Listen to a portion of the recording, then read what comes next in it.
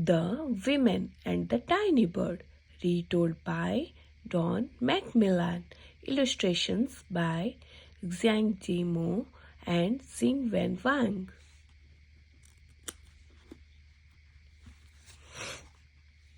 The Women and the Tiny Bird, a folk tale from Japan.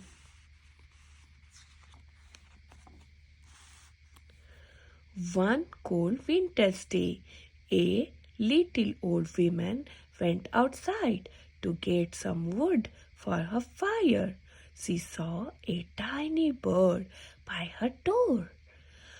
"Oh, little bird," she said, "you are so cold. I will take you into my warm house." The women put the tiny bird into a box by the fire and said, "You'll be hungry. I will get you some food to eat."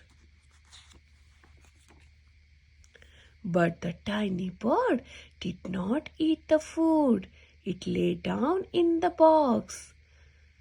"Please don't die, little bird," said the women.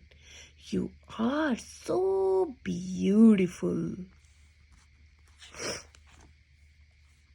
The women put a cloth over the box and then she went to bed.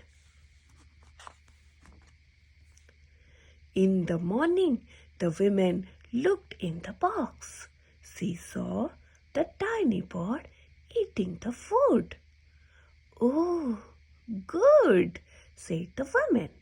"You are better today." The women went outside with the tiny bird. "It's a warm day today," she said. "Now you can fly away. Off you go, little bird." But the tiny bird did not fly away.